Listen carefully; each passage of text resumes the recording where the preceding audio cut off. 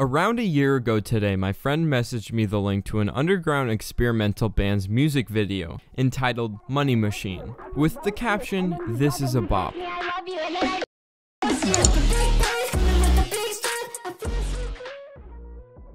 But it wasn't a bop. I was immediately met by the high-pitched vocals, a harsh instrumental, and visual distortion.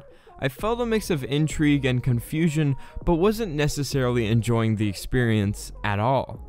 I then suppressed the song into the back of my mind, until the video resurfaced onto my recommended page one fateful day. With a feeling of spontaneity, I dragged my cursor onto the video, hoping for a better experience this time around.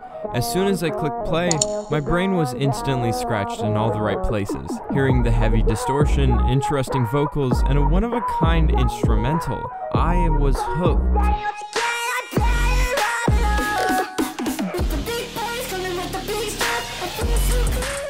This experience had granted me a proper initiation into the hyperpop genre. I was introduced into a world of unique, colorful sounds and truly intriguing artists. I had an ocean of content to explore, and it got exponentially more exciting as I wandered through the uncharted depths further and further. But what is hyperpop, and why is it the future of pop? Hyperpop is a musical demonstration of maximalism, featuring bubbly electronic synths, extreme pitching, distortion of vocals, pulsating bass, crowded tracks, and a strong emphasis on femininity and cuteness. Like many genres, it stems from several others, from bubblegum bass to electronic dance music. But unlike many, hyperpop focuses on parodying pop music, taking popular music tropes and ideas, turning them up to 100, making it a familiar but still one-of-a-kind sound. The genre casts a broad spectrum of characters, from prominent figures such as Charlie XCX, Slater, and 100 gecs to earlier foundational artists such as A.G. Cook, Hannah Diamond, and Sophie, to new growing artists like CM10, Parker, That Kid, Alden, Glaive, and Tony Velour, to name a few. Each of these artists can be categorized as hyperpop, but each has their own unique sound. From Slater's extreme sexualized feminine lyrics and bubblegum bass with bright synths, to Glaive and Alden's angsty vocal delivery spouting edgy lyrics on a loud pulsating beat, to Tony Velour's electronic rock trap pop music, to QT's fun pitched up vocals and bright synths, and more. The genre of hyperpop also features a wide variety of LGBTQ+ creators, who often dismantle and repurpose the ideas of gender norms that society affixes to pop celebrities. Sophie is an important example with her surreal metal-inspired pop song Face Shopping, and more. She expresses her depiction and her validity as a trans woman. Many hyperpop artists are also independent and have a difficult time getting signed because of their erotic and queer content. Kim Petras, for example, experienced transphobia when looking for a record label, and now remains independent. These artists take the vapid emptiness and repetitiveness so prevalent throughout modern pop culture and inject it with a humanistic feeling and a level of imperfection that is endearing and refreshing to people experiencing the genre for the first time, as well as seasoned listeners. Hyperpop's origin can be traced back to experimental pop artists such as Grimes in the early 2010s with creations like her Visions album, a euphoric electropop project that stars many of the tropes and motifs of hyperpop now. From her bubbly light voice to computer-generated synths. The PC music label established in 2013 by A.G. Cook is perhaps hyperpop's biggest foundation and influence. From its pitched-up vocals, fast-paced, computer-generated synths, and erratic sounds. Early artists from the label and closely associated acts such as GFOTY, Hannah Diamond, Kira Kira Bonito, Danny L. Harley, Sophie, QT, A.G. Cook, and more helped form the signature PC music / hyperpop sound.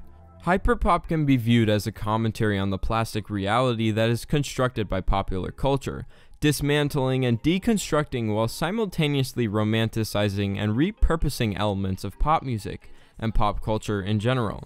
One example of this can be seen in how hyperpop embraces the hyper-feminine ideals and imagery of modern pop music. Instead of pop which idolizes perfection, the ideal feminine body, and a flawless voice, hyperpop parodies those elements and embraces imperfections throughout. Rico Nasty's iPhone video features females with society's and pop culture's ideal body and size, yet their movement and duplicated animated bodies calls to mind the qualities of a mass-produced robot, devoid of personality and humanity. Rico is also heavily edited with bigger eyes and fuller lips to a point that is comical, a comment on unrealistic beauty standards in society. Hyperpop sound is also one more unique and against the grain than any other genre that comes to mind. It rejects certain expectations that pop music holds and fights for variety beyond mainstream pop's meaninglessness. While being able to express a wide variety of emotions and thematic elements, hyperpop doesn't always take itself particularly seriously. In fact, much of its audience will go as far as to joke around about how strange the genre sounds, commenting on Emily Montez's album saying 100 gecs really popped off here, or just typical internet backhanded compliments. Hyperpop does this while still being able to show a deep appreciation for the sound of mainstream pop music. Out of the genre, Charli XCX is perhaps the most influential avant-garde pop artist in the past several years, largely credited for the popularization of hyperpop and PC music. Before releasing her album True Romance, she struggled with what type of music she wanted to pursue. She felt a strong distaste for pop music and wanted to rap at the time. Yet her first album sported moody 80s synths and contemporary pop. In the following years, she would garner the world's attention with her mainstream hit with Iggy Azalea, Fancy, and her album in 2014, Sucker. Her sound was aimed at appealing to the widest audience possible with its pop rock concept, and was successful in doing so. But in 2016, she released the Vroom Vroom EP, an experimental electronic dance pop bubblegum-based project produced by PC music producer Sophie. The EP was a heavy contrast to her past work and marked her departure from mainstream radio pop music, claiming she had stopped releasing songs I didn't love. In the same year, A.G. Cook, PC Music's founder, became Charli's creative director and executive producer. With her new albums like Pop 2, she shared her vision of an innovative future of pop with many other hyperpop artists such as Dorian Electra, Kim Petras, and Jay Park. She continued to release music she enjoys while growing the hyperpop genre. Her recent quarantine album, How I'm Feeling Now, is another fresh project featuring collaborations like Dylan Brady from 100 gecs. 100 gecs is a duo that formed after a chance encounter at a house party in the electronic music scene in St. Louis. The duo is comprised of Laura Less and Dylan Brady. Laura is based in Chicago and Dylan is based in LA. If I were to try and describe 100 gecs, I would characterize them as a genre-bending surrealist pop group, but that doesn't even come close to a complete description of the duo's signature sound. They are arguably one of the most notable and prominent acts in the hyperpop space and are growing at an exponential rate. The group's most popular song, titled Money Machine, is sitting around 20 million Spotify plays at the time of this recording. While it's hard to ascribe a neat label to any of the duo's songs, I would describe the aforementioned track Money Machine as an abrasive, hard-hitting amalgamation of modern hip-hop and bubblegum bass that is sure to leave a lasting impression on first-time listeners. The high-pitched vocals and distorted heavy instrumental create an experience that is both esoteric in nature and extremely catchy. The duo also have collaborated with a myriad of different artists, most prominently on their new remix album, 1000 gecs and The Tree of Clues, Charli XCX, Tony Velour, Fall Out Boy, to name a few. Besides having a remix album overflowing with collaborations, Dylan Brady has produced for many other acts in various genres, including Injury Reserve, Charli XCX, Rico Nasty, The Neighborhood, Role Model, Dorian Electra, and countless others.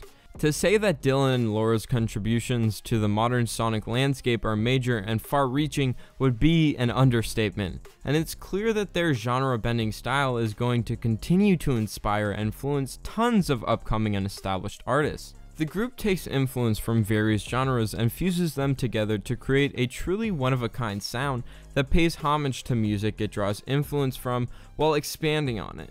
The duo's take on experimental pop music is truly special and refreshing in a time where certain portions of the music industry feel more derivative than ever. With 3 albums under their belt, it's clear that at this current rate, the duo will go on to innovate and shape the experimental pop genre in a major way. TikTok has been a major aid in growing this genre, from CM10's Never Met song blowing up after people started drawing DSs and dancing to it, to a strong 100 gex fanbase, and to many popular alternative creators hyping up songs like Rico Nasty's iPhone. TikTok has certainly been a big help, and the genre wouldn't be where it is without the people from TikTok. Many already prevalent artists such as Rico Nasty, a metal trap rap artist, are becoming prevalent in the hyperpop music scene, with songs like her iPhone, produced by Dylan Brady. The genre will continue to grow and branch out as well as artists themselves. The virality of recent years and quickly growing fanbase makes hyperpop a rising genre and possibly the future of pop music. After all, it already sounds like it. Thank you guys for watching. I know it's been a long time and you probably weren't expecting a video, but I hope you guys enjoyed. If you enjoyed, leave a like. If you didn't, leave a dislike. Subscribe if you want to. Turn on the notifications because YouTube probably won't send you my video. I don't know how this is gonna go, you know? I don't know. I hope you guys have a good day. Thanks for watching the video. Yep. Give it a like. Yep.